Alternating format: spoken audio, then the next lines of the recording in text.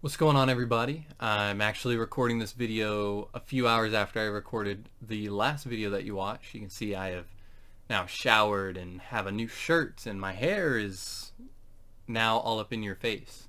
But today is going to be not only a collection update, but kind of a showcase of none other than the band the Acacia Strain.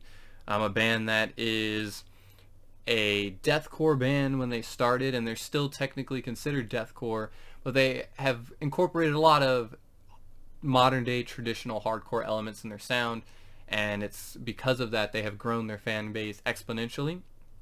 Now, I'm sure maybe a lot of the people watching this may not be Acacia Strain fans, and I understand that. So if you're not, that's okay. You don't have to watch the video, but before you leave, you got to drop a like on it. And if you're new,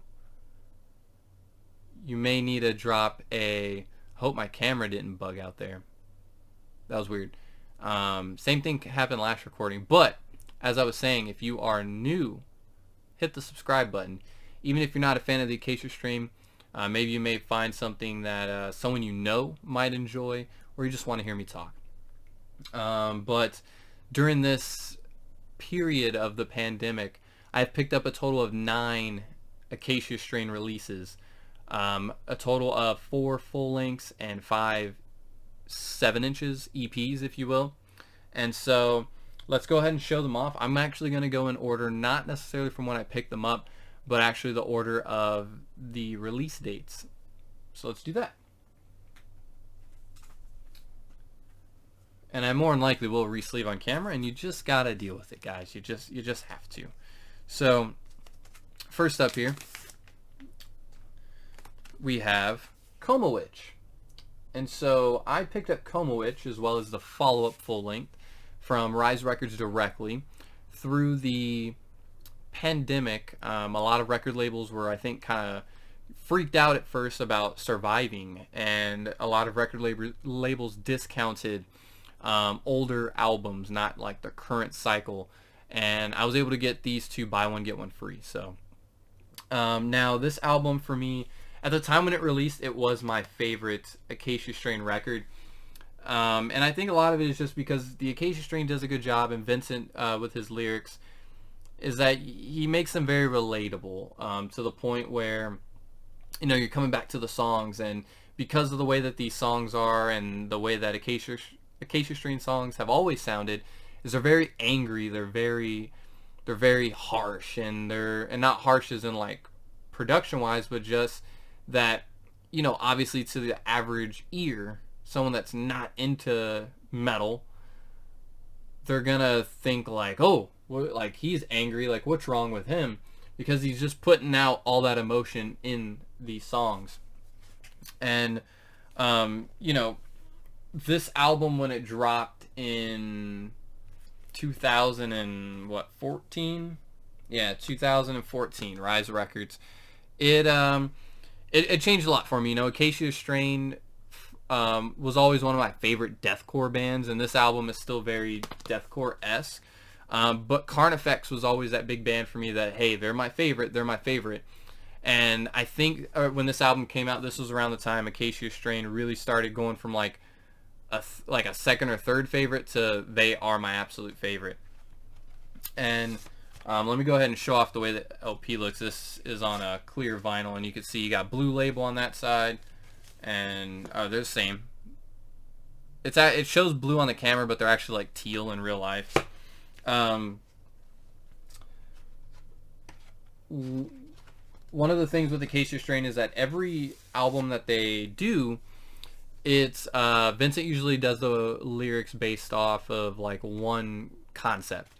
And I don't remember exactly what his concept was in here, but the thing that I've always appreciated about his lyrics is that even when they may mean one thing to him, sure, I could relate to that on my end as well. However, it's very open to interpretation, and so someone could listen to that and think of it as, oh, well, that song reminds me of dealing with anxiety, or that song reminds me of like a breakup, or oh, that song reminds me of not getting the love that you need from your parents, you know, whatever it is. And it's you know, it does a really good job of it.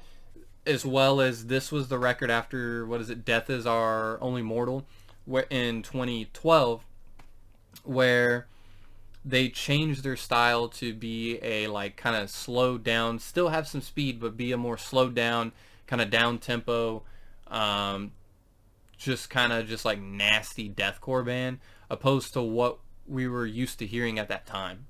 And so after Coma Witch, they followed that up with my current favorite release from them, and it was one that I think, because it was my favorite release, it's because I related so much to the album. And I am talking about none other than 2017's Grave Bloom. And again, you can see beautiful artwork on here. Just love it. And I actually want to one day get this tattooed on me. The plague doctor there. I just love that popping out of the triangle there. So this album, I do remember, I want to say Vincent's lyrics are based off of like Insomnia, if I'm not mistaken, which I do relate to an extent, because I'm someone that, while I don't think it's necessarily insomnia to the degree that it is for most people, you know, I don't sleep much at night. You know, growing up as a kid, around the age of 13, 14, that's when my sleep schedule really tanked.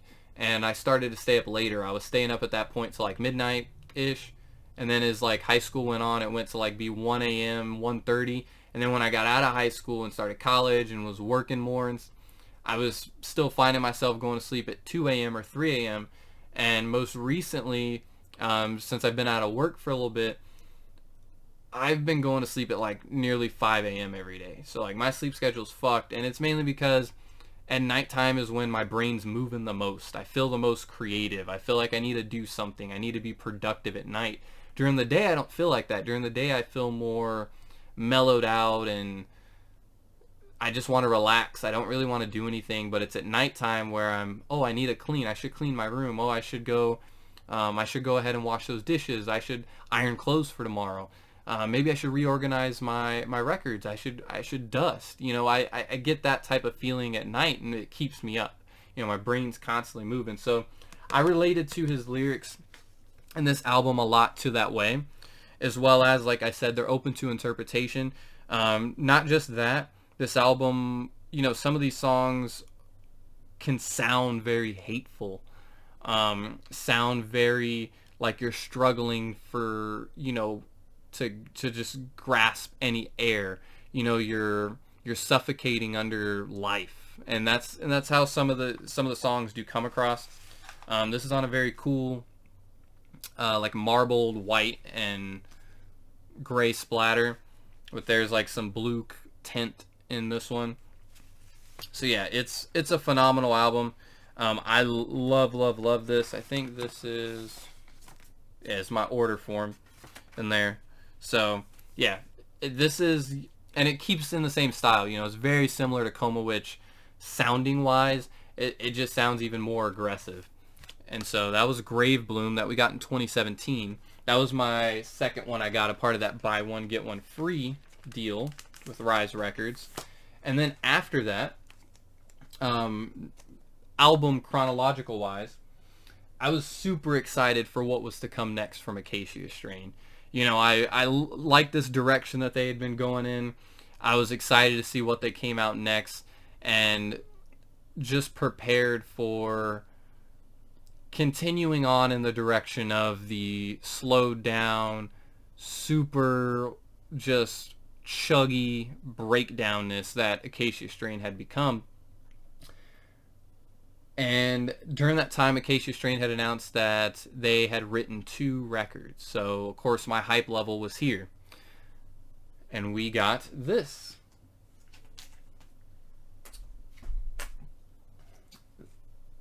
This is It Comes in Waves.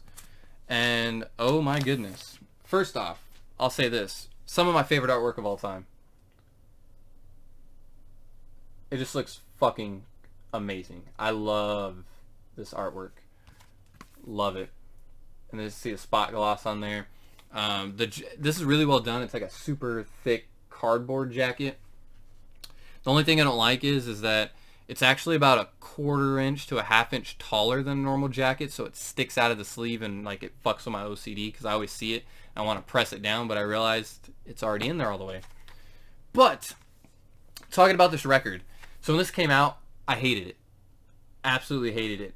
Acacia Strain did a complete 180.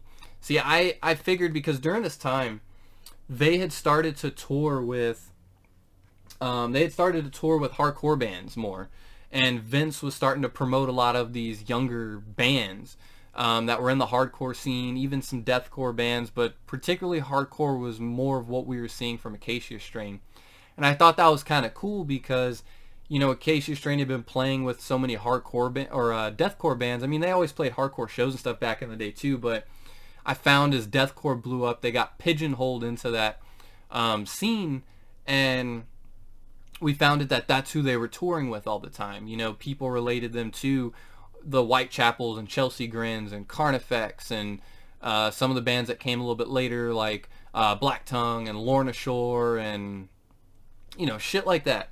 And they started to tour with more hardcore bands, a lot of modern day ones, and their fan base just seemed to go insane because you had these hardcore kids that loved that Acacia Strain, just like nasty, kind of like, it's not beat down, so don't think of that, but some of their breakdowns invoke that type of violence, if you will.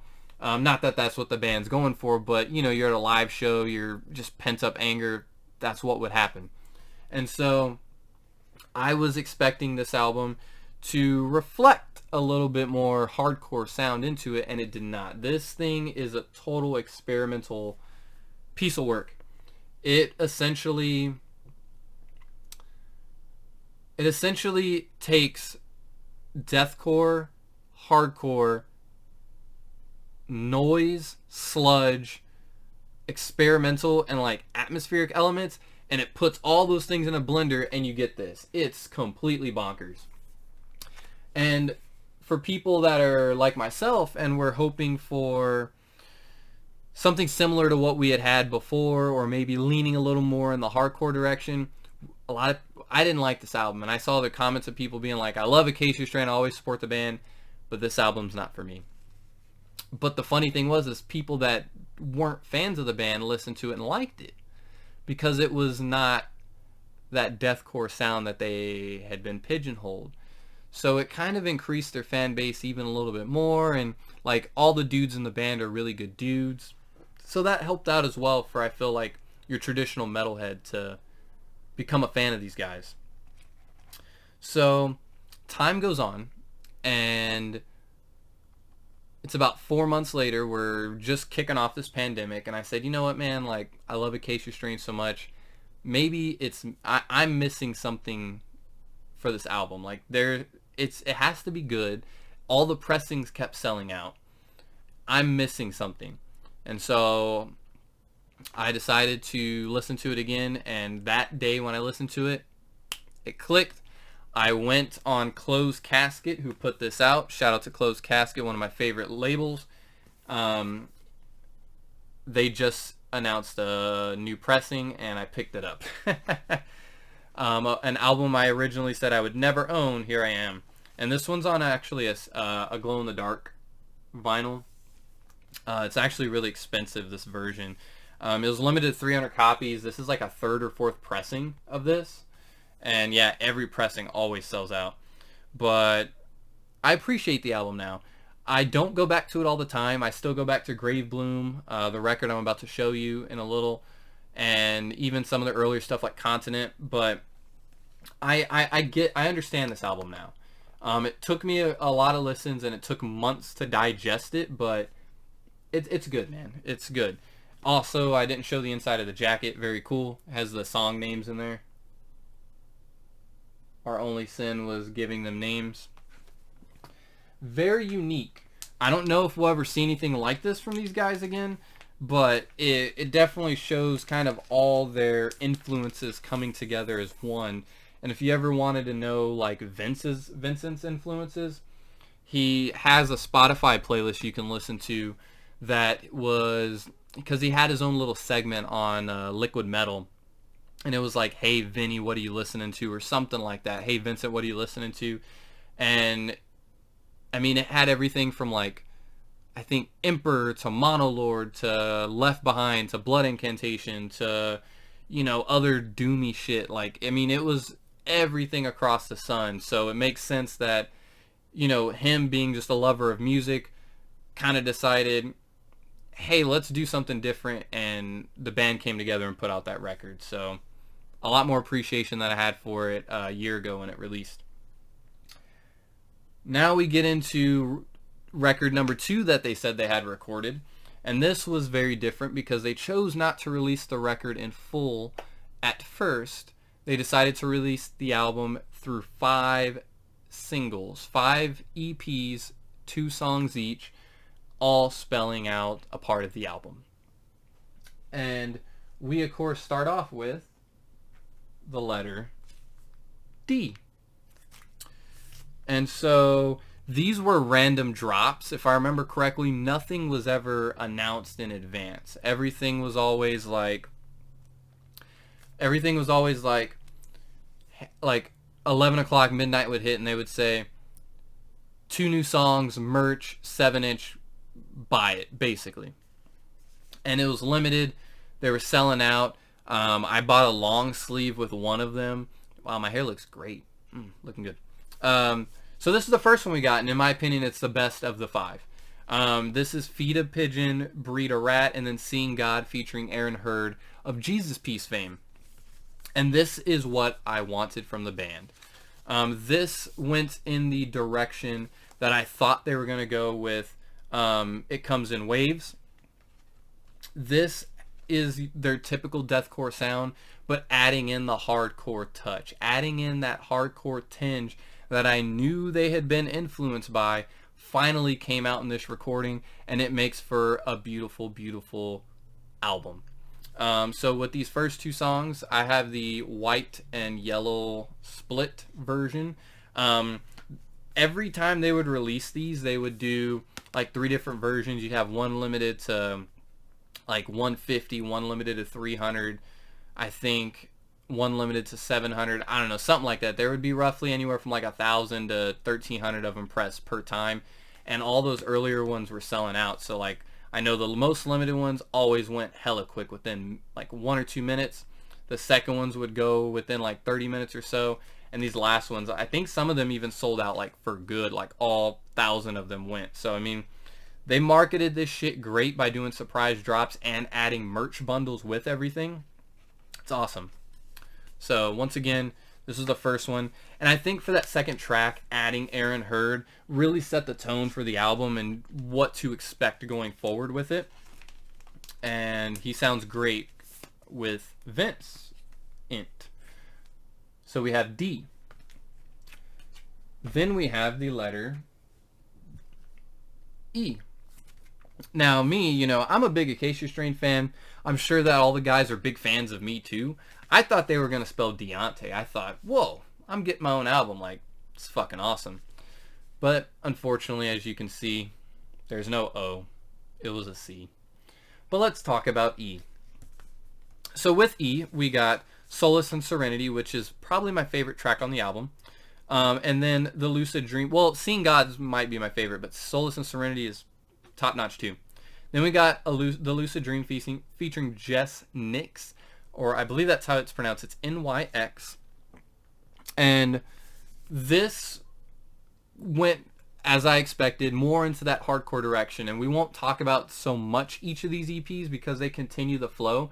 But in some of these songs, you do get a little bit of that weirdness in there that was from It Comes in Waves. Some of these tracks, the good thing was it kept it being a hardcore or a deathcore song that was influenced by hardcore, is what I would say. And some of them were still that deathcore song influenced by hardcore with a hint of weird. That's what when it came to Acacia Strain, and I think that's what I really wanted all along. I just want a hint of weird. I don't want you to go full-blown weird. I just want a hint of it. Like, give me a hint. Like, hint water. Oh my god. Yo, you see them hands? Hint water. I just need a hint of it. And I kind of need a hint right now. My mouth's dry. This is a watermelon one. It's a watermelon. It's not a watermelon. So this one was on a tri-color, which is yellow, green, and gray. All right. Then we get to C, not O. Not Deontay, but we have C. And this had the tracks Cross Gates and I Breathed in the Smoke Deeply, It Tasted Like Death, and I Smiled, featuring Zach Hatfield. I think, if I remember correctly, that was my least favorite song on the entire album out of all of the ones they released. So we have that there. And all of them keep the same style with lyrics inside. Gatefolds, which is cool. And then this one's like a clear or a white like splatter with like green, gray, and yellow. All different types of colors. But this one, again, weirdness on the songs, but still maintaining that same exact style throughout. Then we go to letter A with A. This one had inverted person, and I don't know how to pronounce this. It is Chinamasta. Never have been able to pronounce that since this release. But again, you have lyrics inside. And this one's on green and like a gray kind of split. So you have A. And again, like I said, not much to show with these. This one didn't have any features on it. All keeping the same style, adding in a little weirdness. And we finish it off, actually, which this is where the intrigue comes in. So they finished it off with Y, but when they finished it off with Y, they not only came out with Y, you were able to go ahead and grab the complete, oh, that's upside down, the complete full-length album, which I will show in a moment. So with Y, we got 1,000 Painful Stings featuring Courtney LaPlante and Earth Will Become Death. The final two tracks that we see from this EP series, lyrics are in there. And this one was on a, it's, the camera is kind of hard to pick up, so this side is more black with like, you see a little bit of like kind of violet, and this one's more violet with a little bit of black. And so this was a cool way to end it. I mean, I like these songs as well. I still feel like the beginning of the releases were the strongest of the album, which makes sense. You want to come out with your heavy hitters, especially when you're trying to get people to invest and buy 5 EPs. And then your full length, which I will show off now, which of course each EP spelled out Decay, and we have Acacia Strain with Slow Decay, and we get the full album art. So beautiful. So beautiful, man. Look at that. So here's the inners, where again you have similar style, lyrics to all the tracks. This did add 2 new songs. It added Crippling Poison as well as Birds of Paradise, Birds of Prey. So you had, if you were someone that thought, I have all 5 EPs, I don't need the LP, you do, because there's 2 tracks you did not have. So yeah. This comes with this beautiful LP here, where you have gold with white splatter, and then black here on the sides matches the album art very nicely. It also comes with, which for some reason it was hard for me to put back in, so I'm not going to take it all the way out. When I took it out earlier, there's a big ass poster of the album art. So yeah, this is the direction I had expected the Acacia Strain to go in after Grave Bloom, knowing that they were touring with hardcore bands, and we saw Vince rocking more hardcore merch, all that kind of stuff. I thought this was where they were going to go. They did. It comes in waves, and then they hit us with the direction I thought they were going to go, and it's so good. So if you're into deathcore, if you're into hardcore, this is for you. Slow Decay. Check this out. Also, being a collector scum, I very much like the fact that they released 5 EPs and an album, because it gives me more stuff to buy, more stuff to collect from the band, but it also allows for me to do something a little different. And by that I mean, let's say if I want to listen to this, but I don't have, 40 minutes or whatever to listen to every song. Maybe I have 7 minutes. I can just pop in an EP and I'm good to go.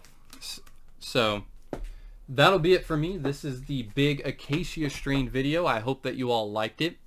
If you stuck with me, I appreciate it. Go ahead and hit the subscribe button for me and drop a like on the video. We will see you next time. Peace out.